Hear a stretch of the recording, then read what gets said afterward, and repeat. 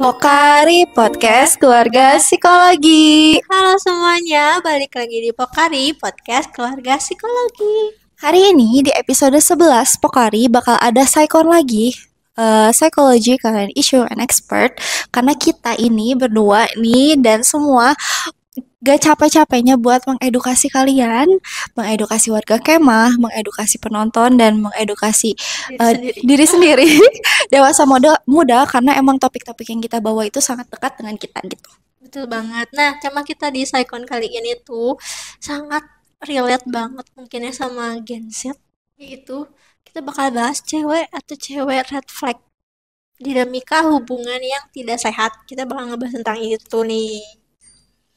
Oke, serem banget ya dari judulnya aja gitu ya. Bahasannya tentang sesuatu yang merah, sesuatu yang menakutkan sepertinya, terdengar mengerikan. Nah, gak cuma main sepak bola aja nih kan, yang dapat merah-merah di hubungan juga ternyata ada merah-merahnya gitu. Aduh. Nah, Ola dan teman-teman kemas sekalian, pembahasan kali ini bukan cuma buat bahas cewek atau cowok red flag nih, tapi kita bakal bahas sampai ngulik lebih dalam gitu ya. Sisi psikologisnya, ke korbannya seperti apa, dan apa sih sebenarnya yang terjadi sama orang-orang yang red flag ini, apa sih yang mereka pikirkan gitu ya, Betul ciri-cirinya gimana, dan masih banyak lagi. Itu pasti bakal seru banget dan relate banget mungkin ya untuk kita mencari pasangan atau mungkin yang sedang menjalani hubungan. Nah, di Psychon kali ini tidak lain dan tidak bukan, pasti kita nggak sendiri, ada narasumber yang nemenin kita dan ngasih bukan materi apa ya? Ya, ngasih insight ke kita tentang pertanyaan-pertanyaan kita ini. Para Gen Z, siapa sih yang bakal hadir, Teh? Jadi hari ini yang bakal hadir adalah Teh Fani, dosen psikologi Unisba yang khususnya atau spesialisasinya itu di bidang psikologi klinis gitu. Untuk itu, welcome Teh Fani. Teh Fani. Selamat pagi Teh Fani. Selamat pagi. Terima kasih ya sudah menyempatkan waktunya hari ini ngobrol nih sama Nara, sama Ola. Terus kayak nanti bakal ditayangin di podcast Pokari. Sebelumnya boleh Teh Fani perkenalkan diri dulu barangkali dan nyapa teman-teman semua dan para pendengar yang lain. Oke, halo, nama saya Fani Putri Diantina, biasa dipanggilnya si Teh Fani ya. Saya ngajarnya mata kuliah pengenalan tes psikologi, metodik tes, wawancara, abnormal, dan kalau di semester-semester sebelumnya biasanya di mata kuliah atas sih biasanya semester atas. Peminatannya ke psikologi klinis, kekhususannya adiksi perilaku, problematik gaming. Luar biasa ya. Luar biasa. Klinis pas banget sama hari ini kita mau ngobrolin soal sesuatu yang mungkin deket sama dewasa muda nih, sama mahasiswa-mahasiswa, sama mereka-mereka yang Gen Z. sama mereka-mereka yang punya pacar. Oke, langsung aja kali ya. Nah, kan di era digital ini perkembangan teknologi dan arus informasi khususnya melalui media sosial itu semakin pesat kan ya Teh. Hal ini membuat kita itu lebih mudah menerima berbagai informasi, termasuk munculnya istilah-istilah baru yang viral gitu. Salah satu istilah yang sering digunakan adalah belakangan ini itu red flag. Nah, menurut Teh Fani sebenarnya apa sih yang dimaksud dengan red flag dalam konteks hubungan? Oke. Kalau menurut pandangan saya ya, red flag itu basicnya kita ngomongin besarannya dulu aja ya. Jadi basicnya kalau misalnya ada seseorang yang punya sifat atau karakter kumpulan sifat yang menyebabkan satu hubungan menjadi berkembang ke arah tidak sehat, itu adalah red flag. Maksudnya tidak sehat karena gini, karena versinya bisa menjadi banyak. Ini red flag, itu red flag segala macam. Kita arahnya ke situ dulu aja, harus tahu atasnya apa dulu. Maksudnya secara garis besar apa? Intinya kalau misalnya ada perilaku-perilaku dari pasangan yang sifatnya negatif dan kemudian membuat relasi itu menjadi tidak sehat, itu artinya dia mempunyai karakter red flag. Apa yang menyebabkan dampaknya apa? Dampaknya adalah tentunya si hubungan tidak sehat itu lebih banyak emosi-emosi negatif yang dirasakan dibanding emosi positif gitu loh. Jadi Karena kan kadang sekarang banyak versi ya, ini red flags, ini red flag gitu. Tapi intinya adalah ketika pasangan sudah merasa lebih banyak emosi negatif yang terasa ketika mereka berelasi, itu artinya ada tanda tanya, ada sesuatu sama pasangannya. Dan ketika memang perilakunya itu arahnya ke arah yang mungkin secara spesifiknya arogansi, agresi, pokoknya lebih banyak yang emosi negatif seperti itu ya, itu sebenarnya adalah masuknya ke red flags deh. Oke. Gitu. Karena tadi penjelasan Stefania tentang red flag juga sudah menyangkut ke hubungan yang tidak sehat ya Teh. Nah, boleh dijelasin nggak sih Teh ciri-ciri dari hubungan yang tidak sehat tuh awalnya tuh dari seperti apa? Awalnya ya, sebenarnya gini, kalau misalnya teman-teman ini kan melihat teman-teman yang mungkin sudah mulai berkenalan dengan lawan jenis gitu ya, terus kemudian sudah mulai punya relasi mendalam, mungkin ya cukup mendalam seperti itu. Sebenarnya kalau misalnya udah mulai kayak banyak dilarang gitu, banyak dilarang dan kemudian gini, mungkin kalau misalnya dilarang untuk sesuatu yang sifatnya memang membahayakan, merugikan, itu ya nggak apa-apa. Artinya dia kan take a care sama kita. Tapi ketika sudah melarang hal-hal yang sifatnya umum, hal-hal yang sifatnya mungkin itu wajar dilakukan oleh kita, merupakan rutinitas kita dan keluarga kita dan lain sebagainya, dia melarang. Jadi banyaknya pelarangan, terus kemudian terlalu mengikat, jelas ada abusive verbal ataupun non-verbal, seperti abusive verbal dan non-verbal itu bukan selalu yang kata-kata kasar banget gitu ya, atau misalnya fisik yang mukul wow gitu, enggak, jangan mikir sejauh itu. Artinya gini, sedekat tidak sejauh itu aja udah masuk ke abuse gitu loh. Kalau misalnya kayak misalnya gini, eh, dia sering dorong. Dorong itu kan sebenarnya bukan mukul ya. Misalnya dia kamu, misalnya kamu gitu. Terus tapi kan itu satu abuse sebenarnya gitu kan, kayak dorong. Misalnya mungkin dia ngomongnya bercanda, tapi ketika udah dorong terus udah gitu pakai kata-kata yang membuli, sebenarnya kayak tak lo di mana sih? Misalnya kayak gitu. Itu tuh sebenarnya sudah merupakan tanda loh gitu, tanda. Jadi artinya kita jangan, kadang kalau misalnya lagi berelasi gitu kan suka bucin banget ya, kayaknya aduh tapi gimana ya cinta gitu. Cuman kita harus mulai mikir sebenarnya kok gini ya gitu. Kok gini ya? Kok ketika memperlakukan kita itu tidak respect gitu. Artinya ketika sudah ada pembatasan, sudah melarang ini dan itu, berkata kasar, banyak bohong, tidak jujur, dan tentunya hal-hal lain mungkin yang banyak yang tidak bisa kita rinci satu-satu, tapi membuat kita secara emosional tidak nyaman. Lebih banyak emosi negatif yang keluar. Nah itu tuh sebenarnya sudah merupakan tanda-tanda dan atau awal dari kita bisa menentukan orang itu red flag atau enggak gitu deh. Tadi juga kan Tiffany sempat ngejelasin ternyata kalau misalnya sekedar dorong itu tuh udah termasuk tanda-tanda abusif gitu kan ya. Ada nggak sih red flag yang sering disalahpahami sebagai green flag gitu loh. Misalnya sifat overprotective yang dianggap itu sebagai tanda sayang. Iya betul, itu banget. Jadi emang karena gini ya, kita kadang suka, kan kita tidak bisa mengatur persepsi orang.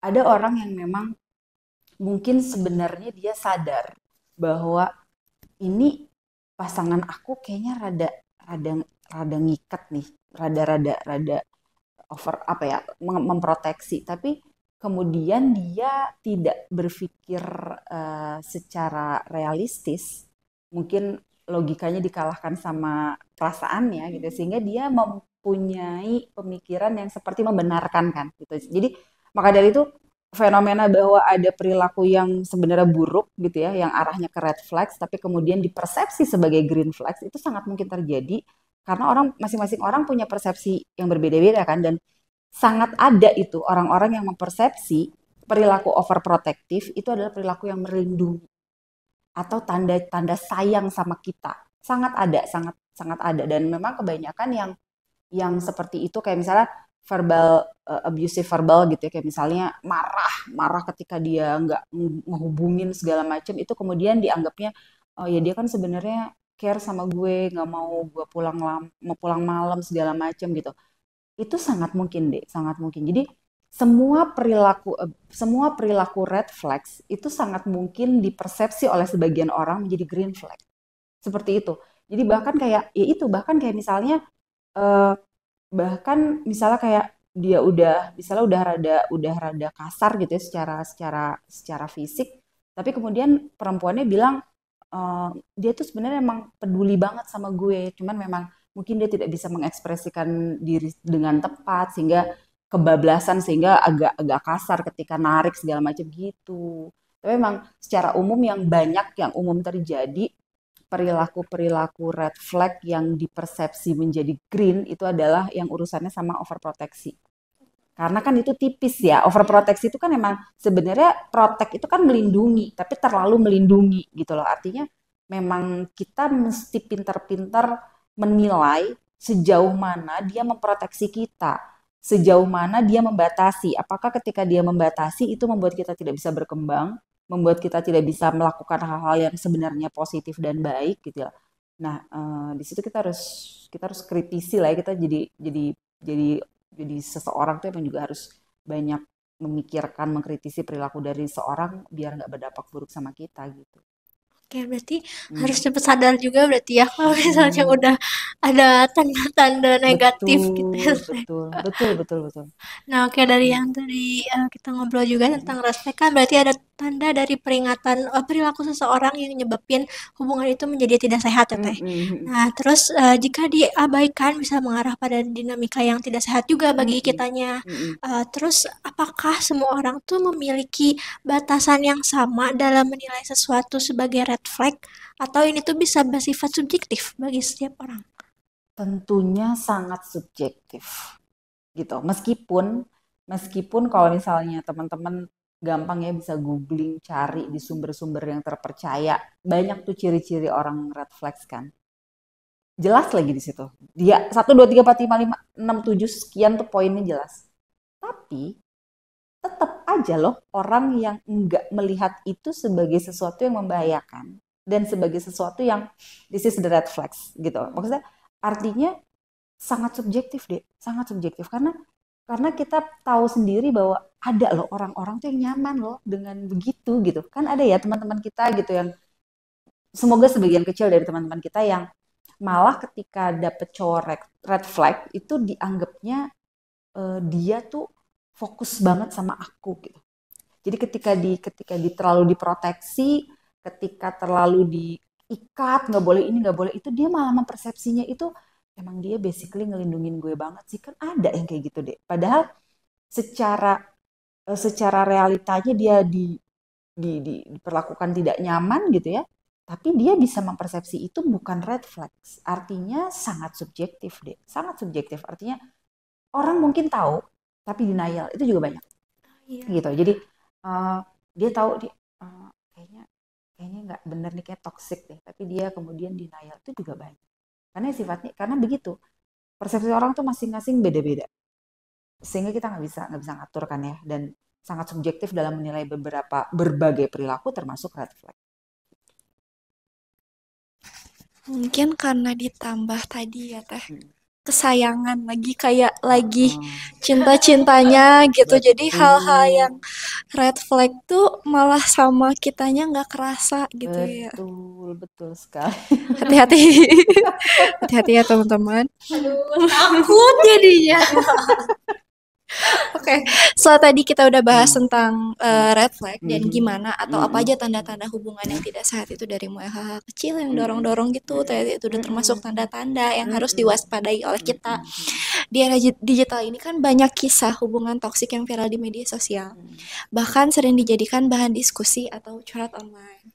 Nah, Betul. menurut Tiffany, apa Hmm. aja sih tipe red flag yang paling sering menjadi pemicu terjadinya hubungan yang tidak sehat? Yang paling sering itu sebenarnya kalau menurut saya ada dua. Bohong, bohongnya tapi udah bohong banget gitu ya, maksudnya yang berulang gitu, pathological liar gitu. Jadi bohong sama agresi atau tiga deh, arogansi, agresi sama bohong gitu. Jadi itu sebenarnya yang paling dari pertanyaan yang paling mudah memicu. Paling udah Jadi ya itu, jadi karena itu tiga hal yang sebetulnya mungkin kayak sehari-hari suka dilakukan kecil-kecil gitu. Dan kadang mungkin kita nggak aware, tapi nggak kerasa. Tapi ya ketika seseorang udah mulai bohongnya berulang, terus kayaknya lebih sering bohongnya daripada jujurnya. Terus kemudian mulai menunjukkan sikap yang penuh agresi, maksudnya agresivitas verbal non verbal kepada kita maupun ke lingkungan. Ini harus hati-hati nih. Jadi kita juga harus lihat, makanya ya, kalaupun misalnya kita lagi cinta-cintanya sama orang, itu tetap harus rasional, realistis, dan awareness, fully awareness sama diri dan lingkungan kita. Kita juga harus lihat loh, dia tuh agresif apa enggak ke orang lain dan lingkungan. Contohnya aja, misalnya kalau misalnya dia ngantri, kalau misalnya lagi dia berhubungan sama orang lain, ketika dia lagi berelasi sama temennya, jangan temennya aja, orang lain aja, stranger saja, dia seperti apa sih gitu, sama arogansi. Jadi kalau misalnya paling enak tuh ya ngelihat orang, menilai orang tuh sebenarnya kalau lagi berkendara. Misalnya kamu bareng sama dia naik motor atau naik mobil gitu kan. Perhatiin deh, perhatiin bagaimana perilaku dia pada saat berkendara. Itu kan paling umum ya, maksudnya em, apakah dia sabar atau tidak ketika dia nyelip, ketika dia ada lampu merah dia malah tancap gas atau sabar gitu loh. Terus kemudian misalnya sebenarnya itu satu pengalaman pengalaman yang pernah terjadi juga, ngobrol sama orang, dia terinsight ketika kan ada kalau kita belok kiri atau kanan suka ada apa sih istilahnya mah kayak polisi cepek ya. Oh Jadi yang iya. suka nyebrangin gitu. Ya. Suka nyebrangin terus ketika dikasih aja. Terus dia reaksinya negatif banget. Ngapain ngomong duit? Nggak worth it gue kasih duit buat wah panjang. Padahal Itu kita kan sebenarnya punya kenapa juga sih nggak kita ngasih, kan kalau kita ngasih ke mereka kan paling besar 5.000 500, kalau 500 atau 2.000 lah ya, kalau misalnya dia kerjanya rada bagus dan lain-lain kita suka ngasih 2.000, itu aja dia marah besar dan melihat bahwa itu tuh nggak banget, nggak boleh dikasih segala macam. Nah itu si kawan ini mulai terpikir ini satu sampel perilaku aja seperti ini nih gitu, dan akhirnya kelihatan bahwa itu kan bagian dari arogansi yang bersangkutan gitu loh. Jadi artinya ya hal-hal kecil tuh sebenarnya kita bisa mulai kita sadari benar lah gitu. Makanya meskipun lagi bucin tetap harus kritis lah ya dalam melihat satu satu situasi. berarti kalau Hmm. misalnya kita bisa lihat tuh bukan hanya dari perilaku orang, entah itu cowok atau cewek ke kita doang ya Teh. Berarti Mm-mm. benar ke lingkungan semuanya juga harus Betul, dilihat ya. betul, Itu mungkin yang bisa jadi bikin kita sadar nggak sih Teh? benar, benar. Jadi eh, dan bukan ke teman deketnya ya. Oh Maksudnya ya. kalau ke teman deket biasanya dia juga ya yang paling enak tuh ngeliatnya dia sama stranger, sama orang lain. Makanya kalau misalnya sedang menjalin hubungan, itu jangan cuma diisi dengan yang penting bisa nonton bareng, makan bareng, foto bareng, enggak. Tapi lihatlah kalau misalnya kamu lagi jalan, lagi ngobrol apa segala macam, lihatlah relasi. Jadi jangan berdua mulu gitu loh. Lihat bagaimana dia berperilaku, berrelasi, bereaksi, merespon seperti itu. Emang itu harus fully aware. Oke. Kalau misalnya selain yang dari tadi disebutkan gitu Teh, ada nggak sih red flag yang orang tuh anggap remeh? Tapi sebenarnya itu tuh berdampak besar gitu buat kita.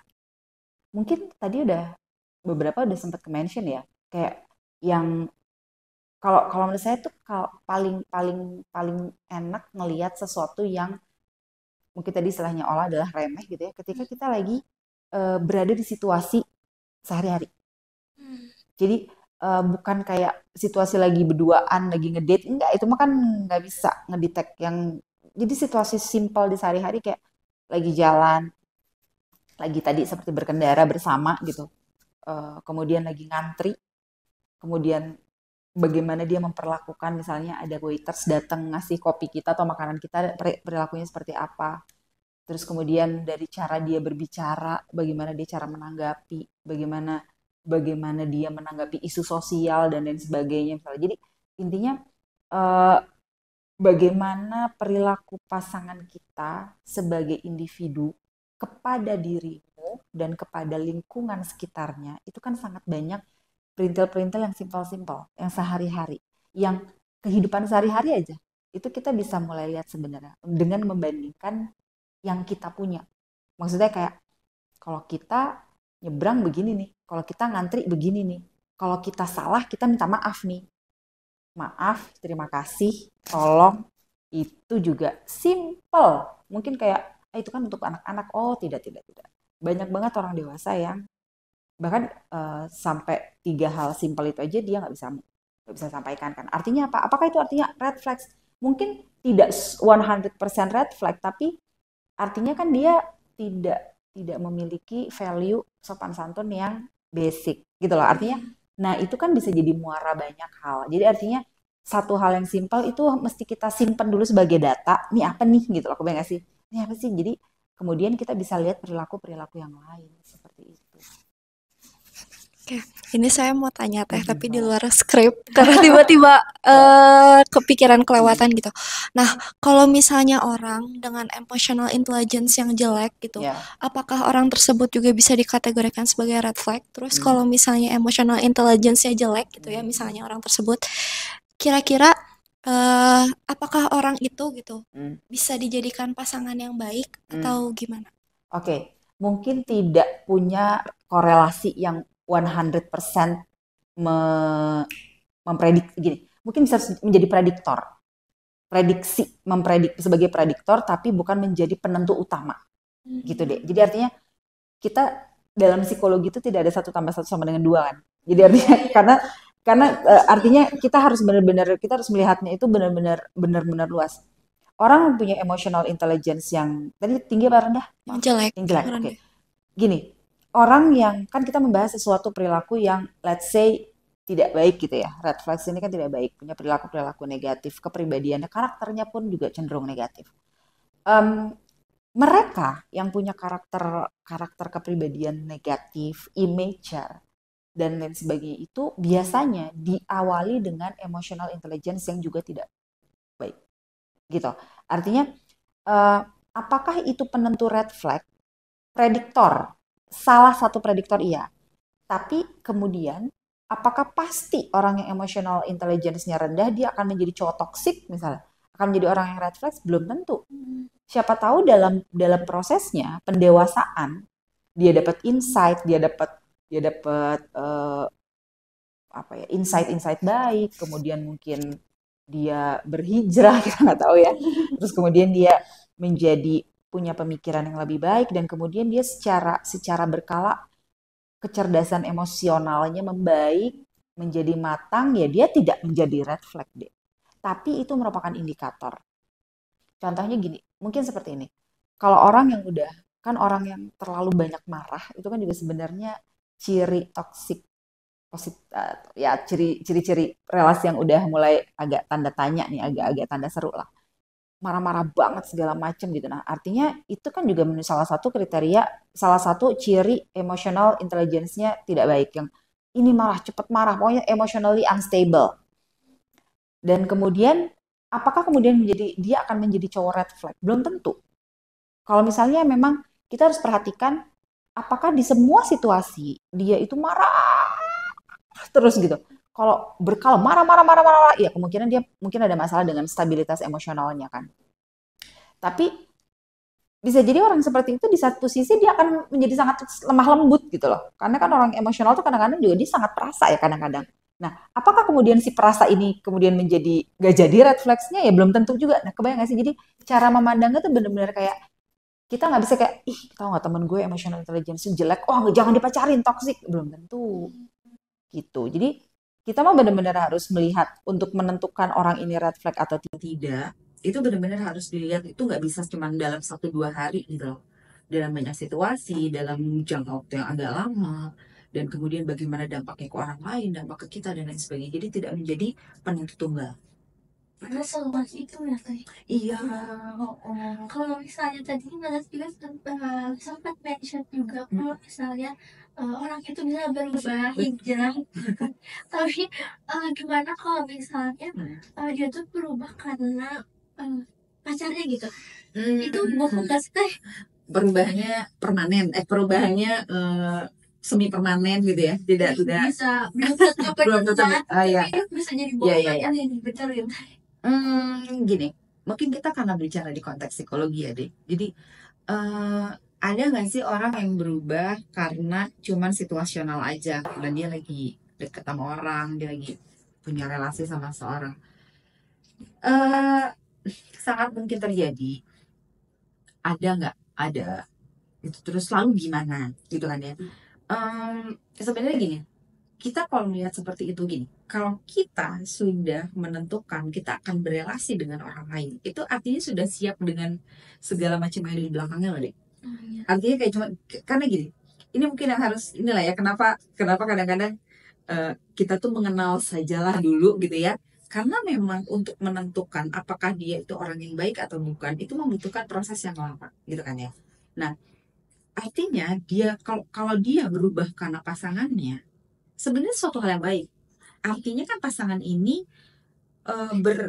berefek baik buat dia gitu ya, punya pengaruh positif buat dia berubah. Kalau dia kemudian bisa berubah dan kemudian memang betul-betul merubah perilakunya, itu ya baik. Tapi kapan kita tahu teh dia berubahnya beneran apa enggak? Konsistensi. Konsistensi itu mau dilihatnya gimana? Dalam jangka waktu yang tidak sebentar. Gitu. Artinya makanya kita kenalan dulu aja deh.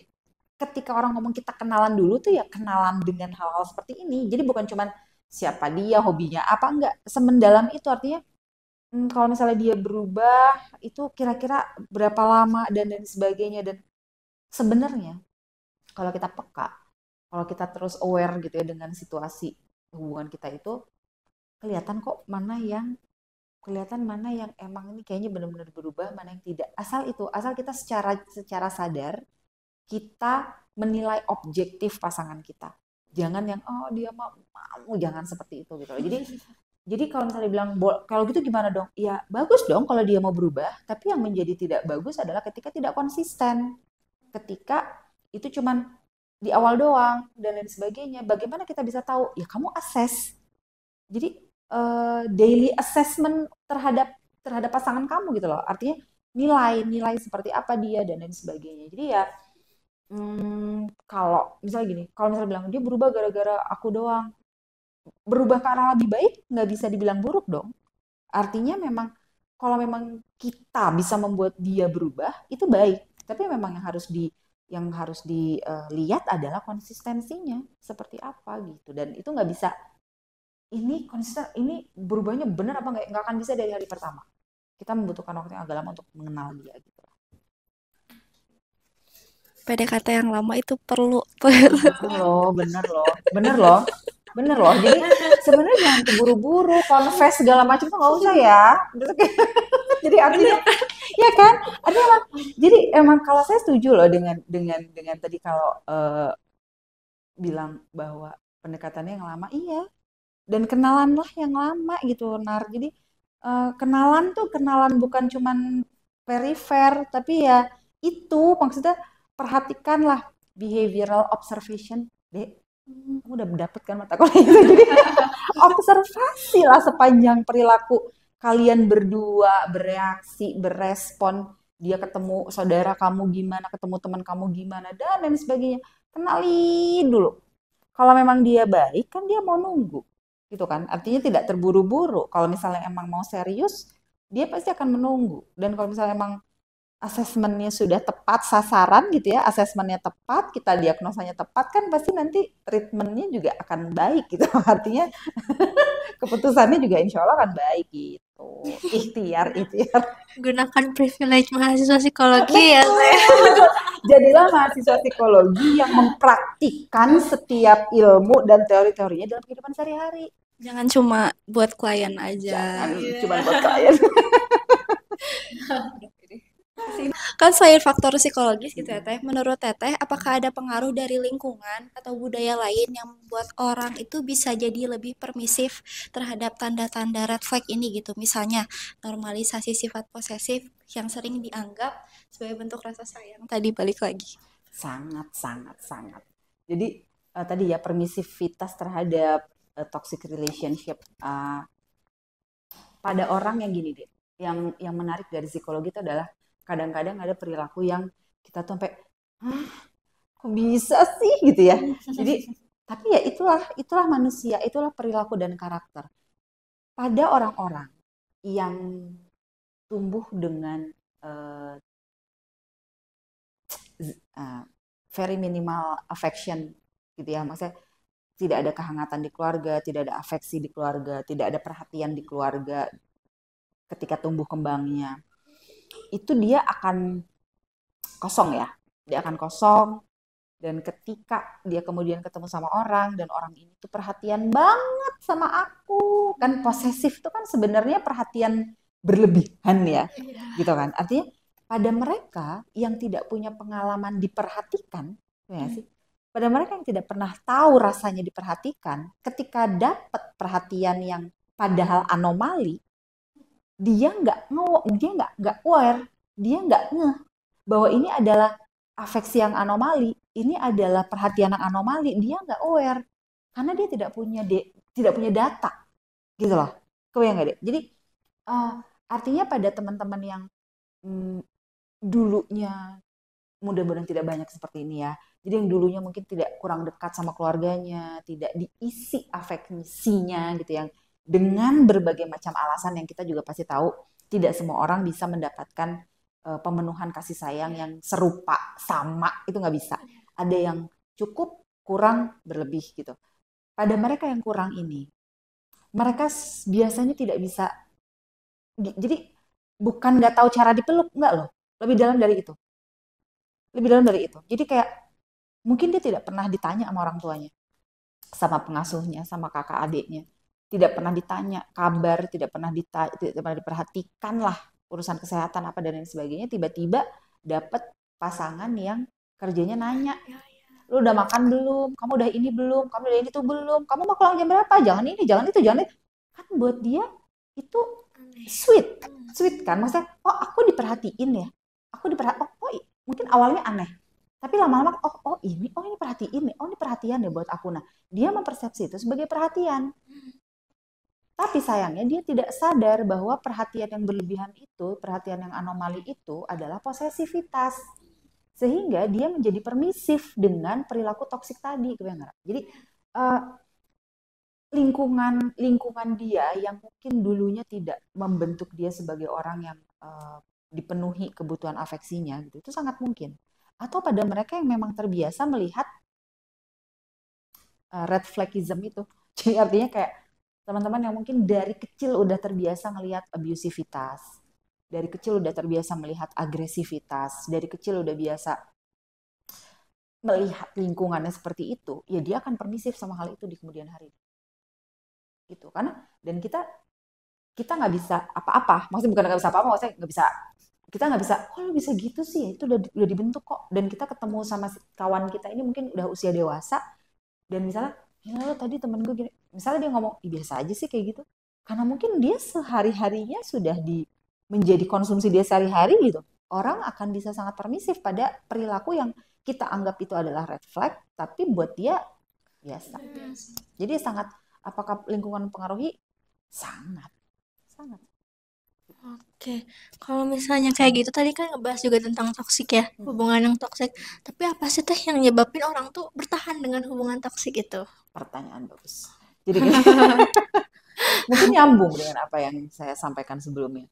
Pada mereka yang mempersepsi bahwa toxic relationship ini atau sikap toksik ini, mungkin yang paling gampang contoh adalah possessivity ya, overprotective. Beda tipis kan protektif sama overprotective ya, artinya dia mempersepsi overprotective ini bukan mengikat, tapi buncahan perhatian, tsunami perhatian gitu loh. Jadi dia mempersepsi itu sebagai perhatian, tapi memang mungkin, ya tapi emang pacar aku emang nggak bisain aja mengekspresikannya, misalnya apa, dia tuh kan orangnya nggak bisa lah kayak kita yang ngomong segala macam, emang dia tuh kayak gitu ceplos-ceplos segala macam. Artinya ya dia menjadi melihat itu sebagai sesuatu yang umum, sebagai sesuatu yang wajar, dan dia ya pada akhirnya dia memang accept itu gitu, dia menormalisasi hal itu gitu loh. Jadi emang nyambung sama yang sebelumnya, ketika dia punya persepsi sebelumnya, dulu dia sudah punya persepsi awal gitu ya, bisa saja itu akan membuat dia tetap di perilaku seperti itu gitu. Oke. Kalau misalnya gimana sih cara kita untuk membedakan orang yang emang red flag pure gitu. Hmm. Red flag dengan orang yang emang dia emang belum sadar dengan perilakunya yang seperti itu. Berarti kalau red flag pure itu gangguan kepribadian ya, Bu? Oke. Jadi kalau ya nggak sih, orang Iya, yang iya. orang yang arogan, nggak merasa bersalah, agresi, psikopat lah ya, maksudnya kayak kan kayak gitu kan, kayak misalnya lo nggak kasihan ya pacar lo dipukulin gitu, itu kan gue intinya pokoknya dia selalu punya pembenaran lah ya kan, orang dengan narcissistic personality disorder atau orang yang psychopathic atau yang basically ada orang yang gangguan kepribadian, itu mereka adalah toxic murni. Wah itu sih bisa bikin kita drain our energy very, pokoknya sangat-sangat draining lah ya, sampai kita juga mungkin sakit sendiri atau kita jadi gangguan mental sendiri gara-gara mereka. Itu yang parah banget sih, itu ekstrim ekstrim banget, yang mungkin kalau teman-teman bisa pernah lihat di beberapa film, beberapa cerita pada orang yang seperti itu gitu, bahkan sampai pasangannya juga sampai ngikut, dalam tanda kutip ngikut gila gitu, kayak sering banget tuh ada di film dokumenter segala macem gitu, yang pasangan yang sangat permisif, pasangan yang sangat submisif pada pasangannya yang personality disorder. Jadi sangat membuat pasangannya menjadi sangat menderita. Itu yang murni. Tapi kalau misalnya tadi bandingin apa, murni sama Yang emang dia belum sadar aja belum gitu sama sadar aja. perilakunya. Ya kalau misalnya yang belum, jadi gini sih, kita bisa lihat kalau yang murni itu emang bener-bener kayaknya nggak ada bagus-bagusnya gitu loh. Kayaknya negatif semua, ekstrim banget gitu.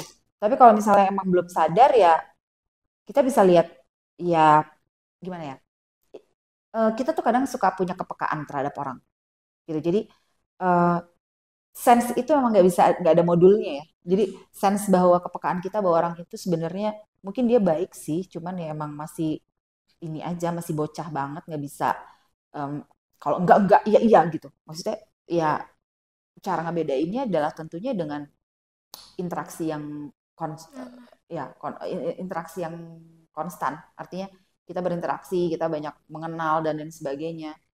Maka kita akan lihat bahwa emang tadi ya, Dek, perilaku itu sebenarnya ketika itu konsisten, itu menunjukkan itu adalah karakternya gitu loh. Jadi artinya kalau misalnya di balik galaknya dia tuh ternyata ada juga sih baiknya ini segala macam. Nah itu tuh sebenarnya kalau misalnya emang dia dasarnya bukan orang yang memang gangguan kepribadian, atau let's say dia kondisi keluarganya, upbringing prosesnya itu normal saja, artinya bukan yang dengan traumatik, bukan yang dengan kekerasan gitu. Artinya sebenarnya semuanya aman sih, aman aja teh, cuman emang dia kayak gini.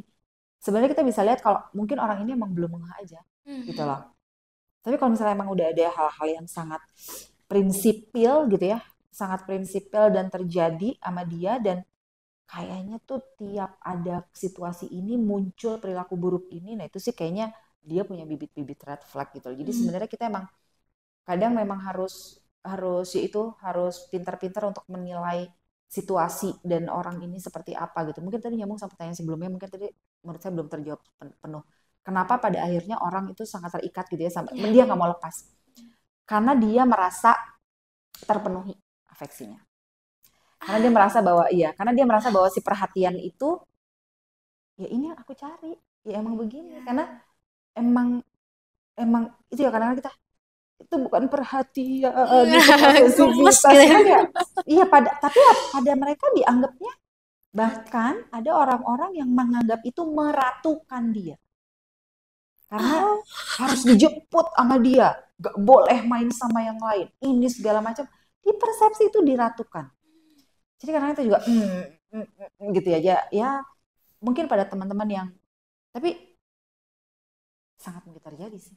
Kembali, orang tuh masing-masing punya bawaan sendiri-sendiri gitu ya, yang kadang kita nggak bisa atur itu. Kita mungkin sebagai teman cuma bisa ngingetin dan membuat dia sadar sih. Artinya kayak kayaknya nggak gitu deh, ini kan gini loh. Maksudnya kita kadang-kadang perlulah membuat dia aware sama hal seperti itu. Nah nyambung deh, kalau misalnya emang udah NPD bukan NPD lah, gangguan personality disorder yang murni ya, sehingga dia menjadi orang toxic murni, itu mungkin rada berat ya.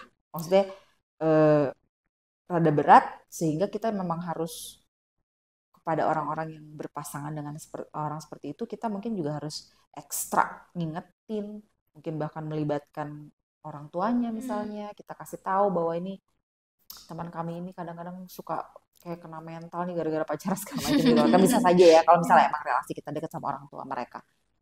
Gitu deh. Jadi ya emang sebenarnya kita memang gini sih. Dan gimana cara bedainnya? Tentu kita dengan selain kepekaan tadi, tapi mau titip jangan terlalu banyak terpengaruh sama banyaknya data, banyaknya informasi-informasi di luar gitu ya, terutama di sosial media dan lain sebagainya yang punya, ini toksik, ini enggak, ini toksik, ini enggak. Maksudnya artinya kita benar-benar harus bijak dalam melihat informasi, data, dan itu sih sense kita, kepekaan kita gitu. Dan mungkin apa coba? Testimoni dari orang terdekat gitu. Jadi, tapi orang terdekat yang objektif ya, jangan yang emang kong-kali-kong sama dia gitu. Artinya kita boleh loh, kayaknya perlu loh kita tahu teman dia waktu kecil, teman dia waktu SMP, teman dia waktu SMA, dia seperti apa sih gitu. Ada nggak sih gejala-gejala kayak gini? Nah, makanya kamu harus banyak ketemu sama orang, kenal sama orang dan lain sebagainya. Tapi jangan terlalu investigatif ya. Tapi at least kita bisa tahu lah seperti apa sih dia seperti itu. Apakah dia toksik murni atau tidak? Seperti itu. Oke. Kalau sekarang pertanyaannya agak jungkir balik ke green flag gitu Oh ya, Teh. boleh.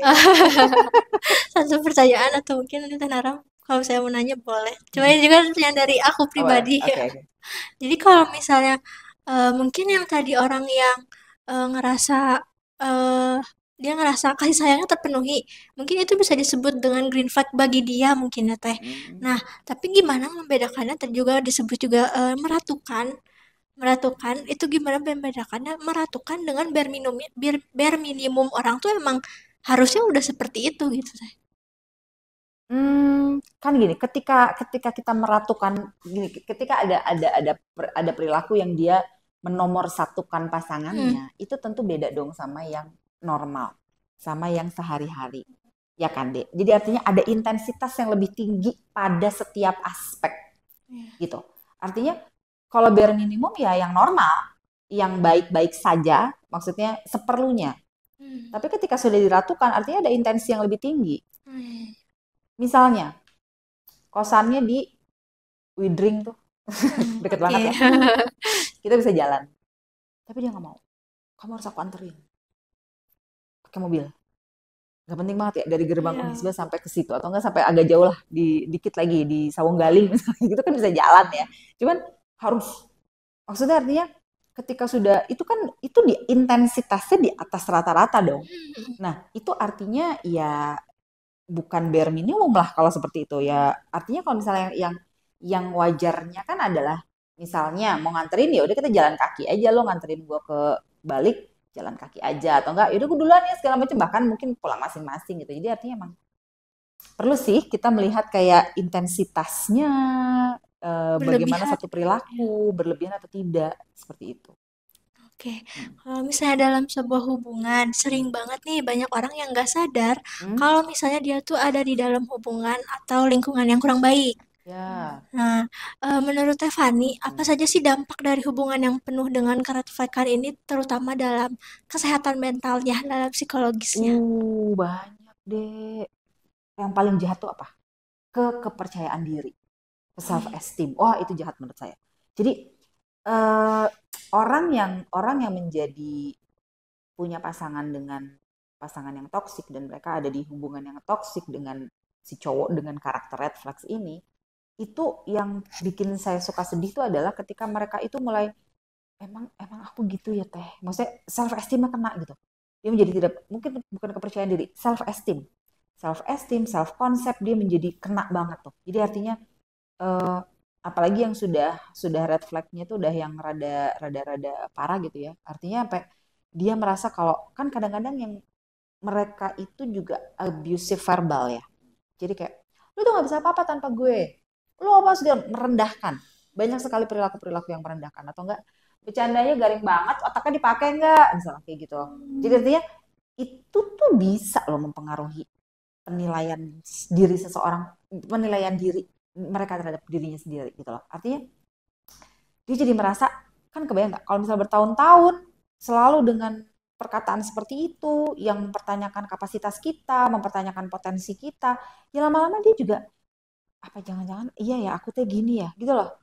Sehingga dampak yang paling menurut saya yang paling fundamental ke situ, ke self esteem.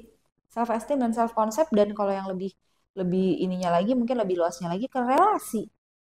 Dia pasti relasi sama teman, relasi sama keluarga itu jelas akan berkurang, atau bahkan dia menjadi memusuhi karena misalnya si cowok ini red flag, teman-temannya menangkap cowok lo red flag nih, enggak kok, akhirnya dia konflik lah sama temennya, sama keluarganya juga misalnya menangkap bahwa cowoknya red flag, tapi dia bilang enggak, sehingga dia merasa oh keluarga aku mah nggak bener apa segala macam, padahal dia bareng mulu sama si pacarnya ini, makinlah dia terikat dalam satu relasi yang toksik kan ya.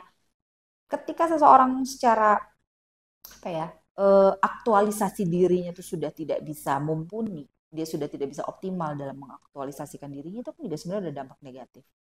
Ya kan, Dek? Jadi kayak misalnya tadi self concept, self esteem, relasi, dan kemudian dia tidak bisa aktualisasi diri. Nggak bisa ikut BEM, nggak boleh sama pacar aku.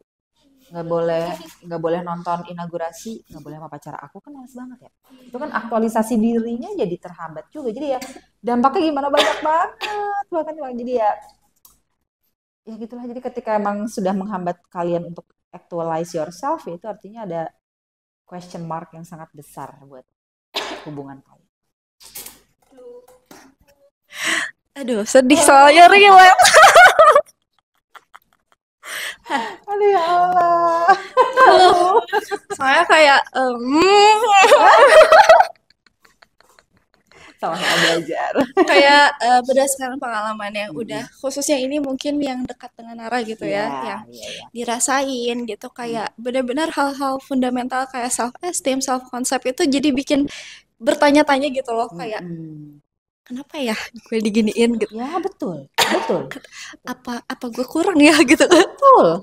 Terus kayak ya itu sih yang paling kerasa karena relasi jadi jauh mungkin ya sama teman-teman, terus kayak sama hal yang emang pengen dicapai kita lakukan, tapi banyak kehalang karena nggak boleh tadi gitu loh.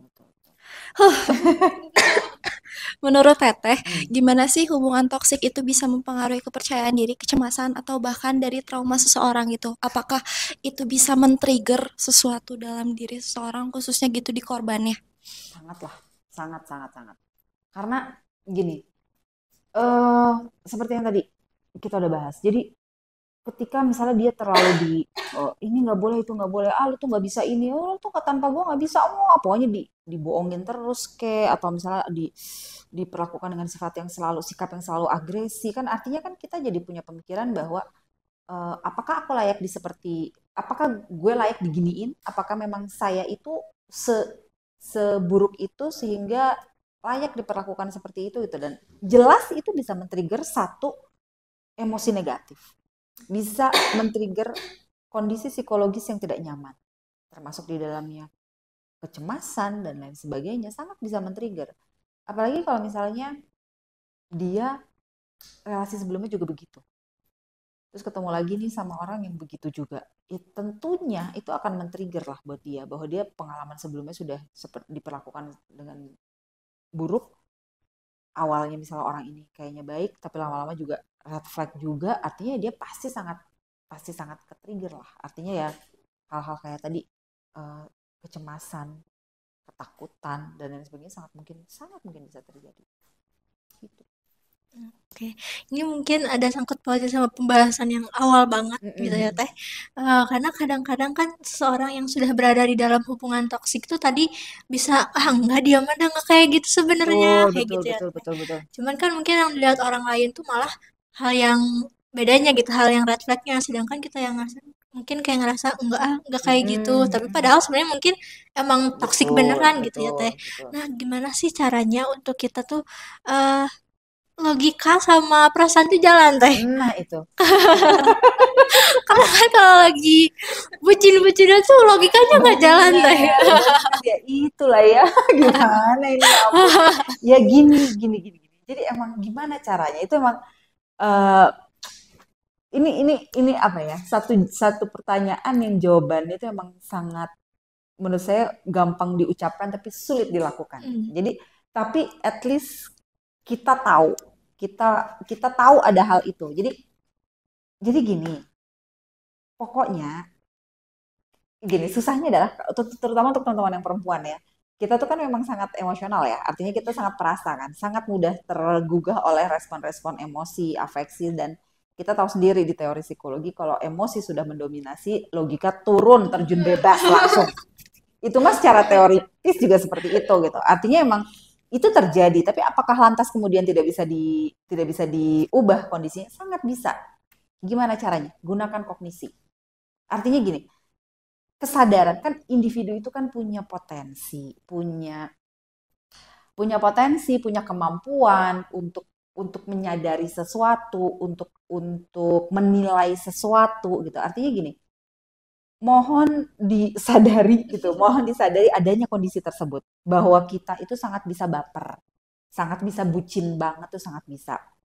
Tapi tolong selipkan sedikit sisi di ruang hati kalian gitu ya, di ruang hati teman-teman semua juga, mungkin saya juga gitu, pada kita semua, bahwa tolong siapin frame rasional realistis dari kacamata kita, dari mata, dari hati, dari pikiran. Artinya kritis, berpikir kritis, berpikir rasional, berpikir realistis, rasional, reality testingnya dipakai. Artinya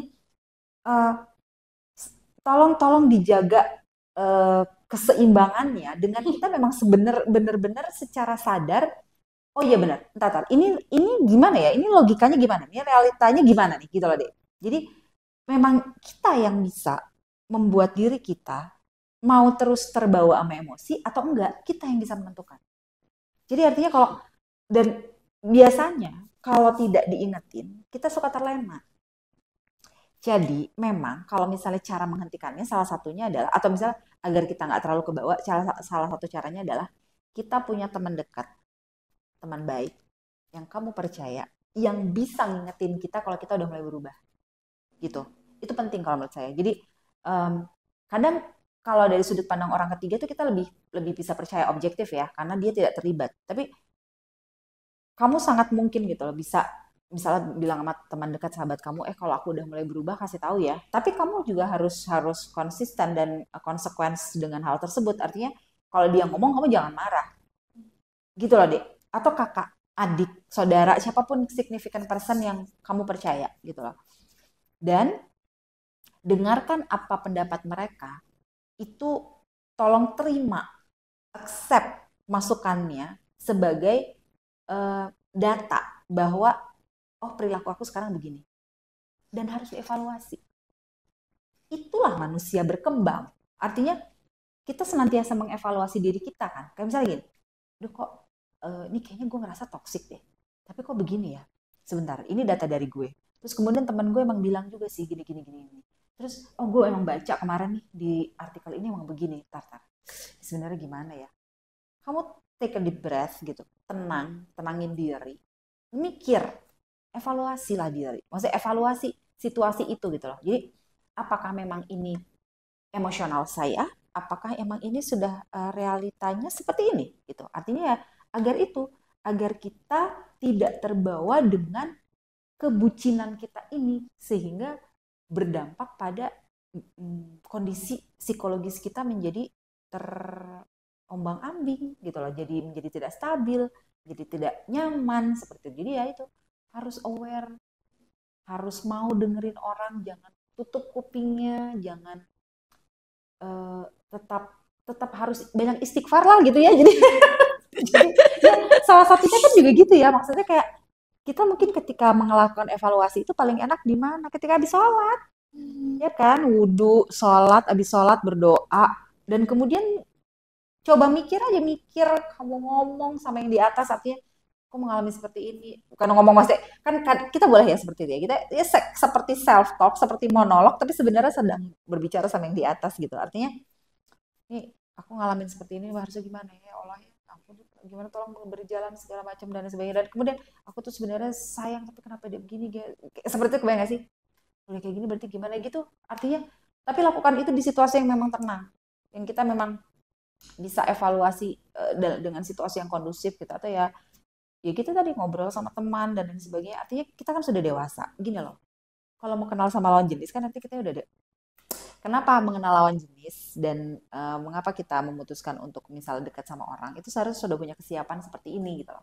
Kesiapan untuk bahwa kalau ada sesuatu yang buruk, kita harus siap dengan evaluasinya.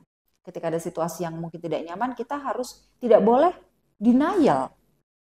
Kita juga harus sadar bahwa kita ada sesuatu yang ingin kita capai, ada sesuatu yang harus kita capai, wajib kita capai, tujuan kita kuliah apa, tujuan kita jadi manusia apa, dan ketika ada penghalang, ketika ada hambatan, kita evaluasi. Si hambatan ini perlu kita singkirkankah, atau kita maintain, atau seperti apa? Nah, pokoknya ini, evaluasi diri terus-menerus, evaluasi situasi terus-menerus sepanjang kita berelasi dengan orang.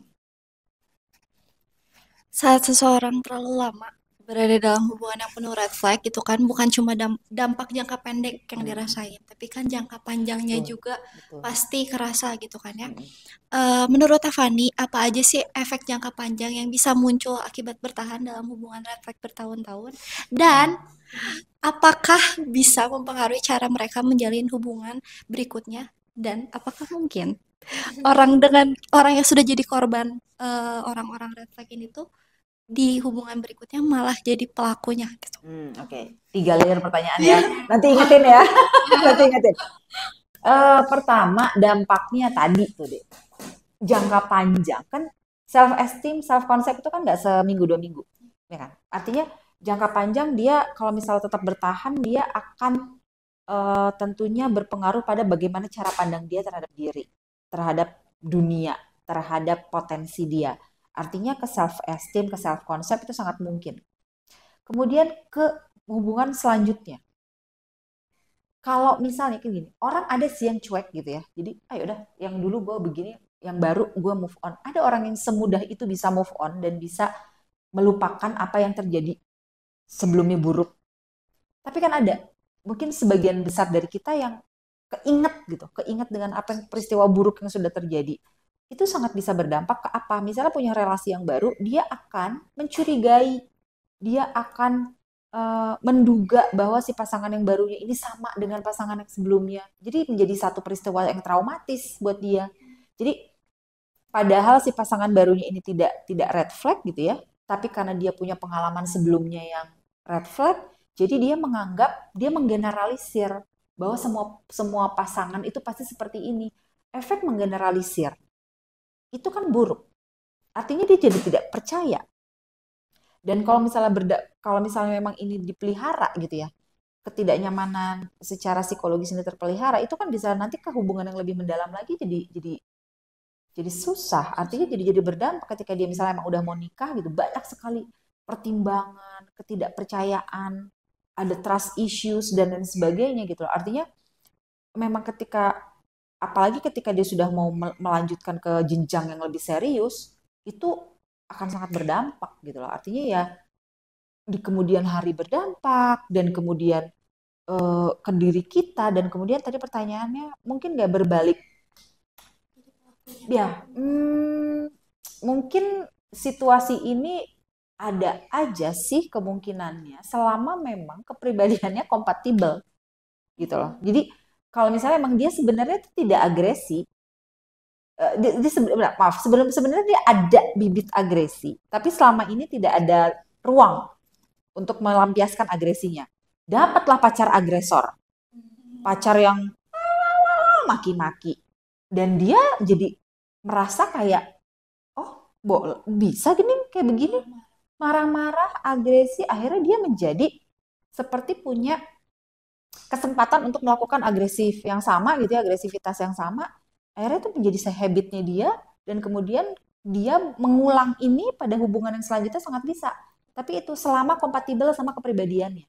Tapi pada orang-orang dengan kepribadian yang bukan agresi gitu ya, artinya yang memang relatif baik-baik saja, mungkin tidak akan berdampak sih ke dia. Dia mungkin kan ada juga orang yang habis dapat relasi yang toksik, yang punya pasangan red flag, dia kemudian bertekad tidak ada lagi pengulangan situasi seperti ini gitu kan, ada yang kayak gitu sehingga dia lebih selektif memilih di relasinya, dia lebih memaintain dan lain sebagainya sehingga dia tidak mengulang untuk kejadian itu. Jadi jawabannya selama kompatibel sama kepribadian dia itu bisa menjadi terulang atau dia malah berbalik menjadi pelaku.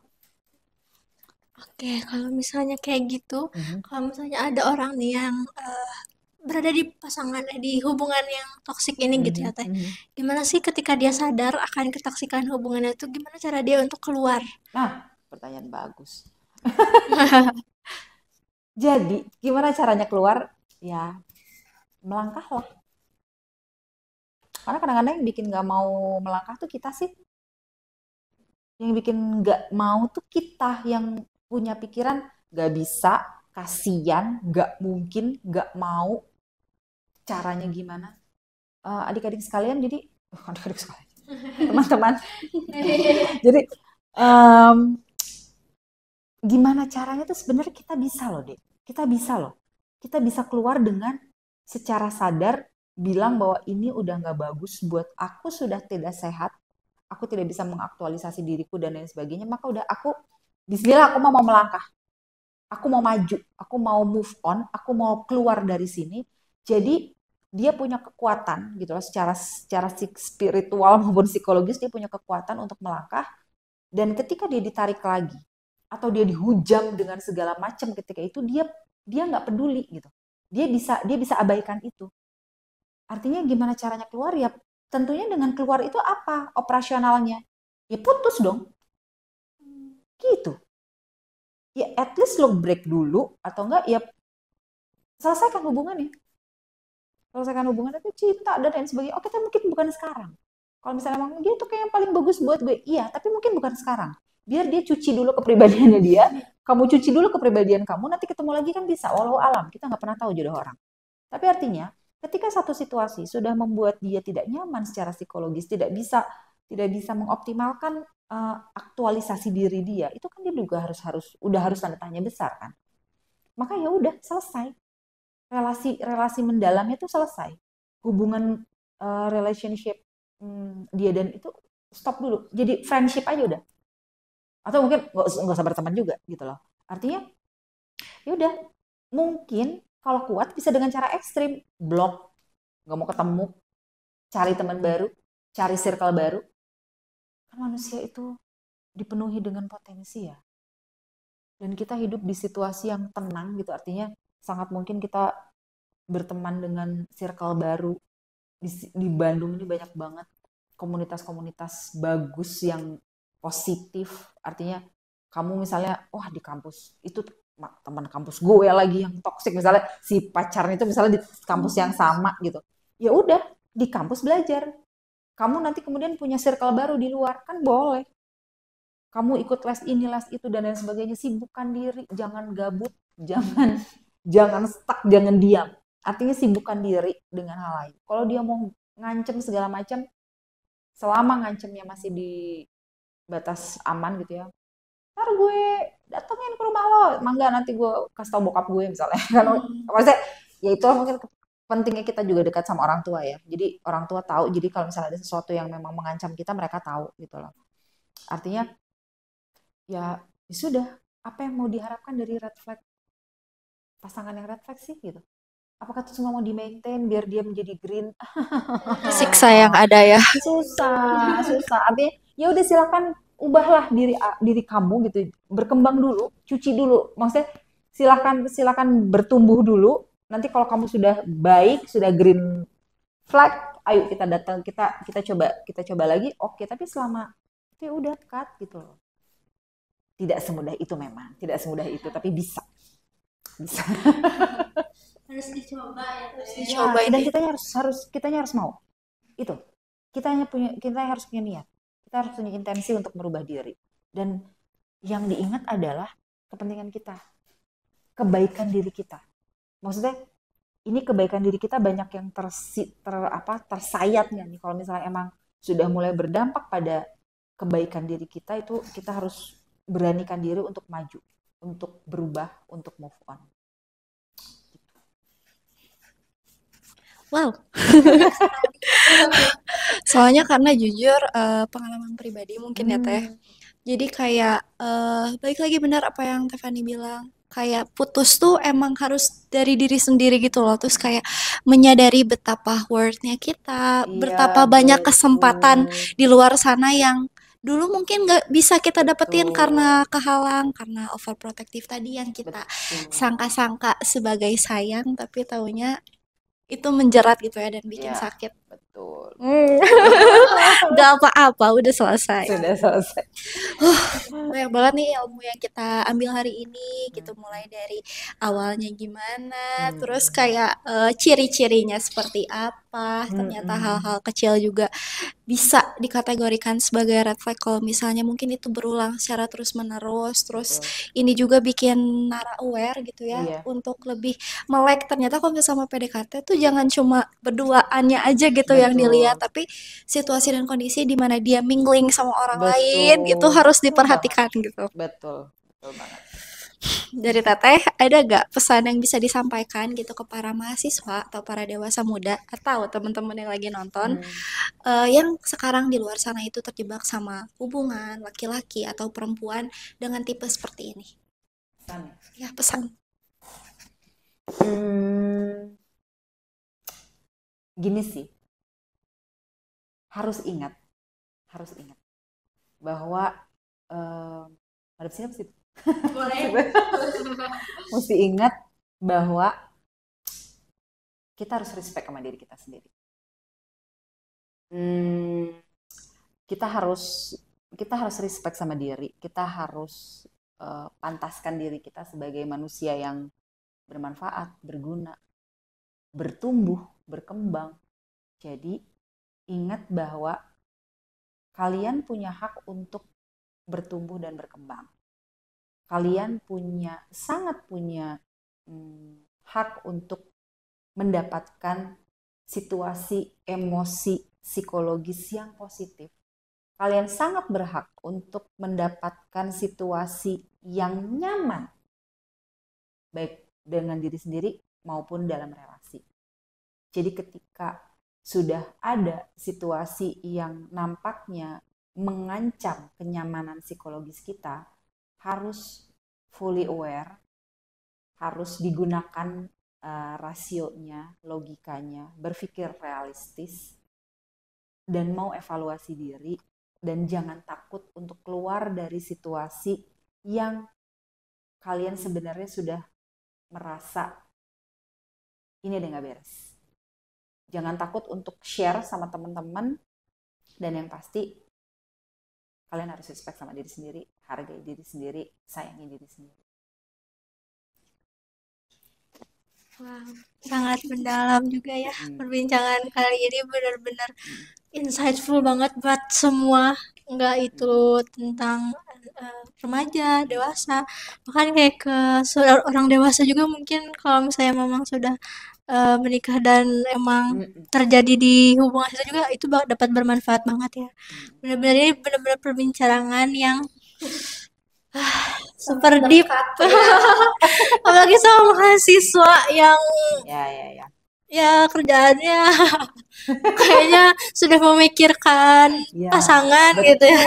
Betul, memang sudah usianya. Iya, terima kasih banyak Fanny sudah hadir di Pakari dan memberi insight banyak buat teman-teman di sini yang nonton. Terima kasih banyak. Gitu, kita sampai sini dulu. Mohon maaf juga dari Ola dan Nara kalau misalnya memang ada hal-hal yang kurang nyaman buat Fanny dan buat teman-teman semua.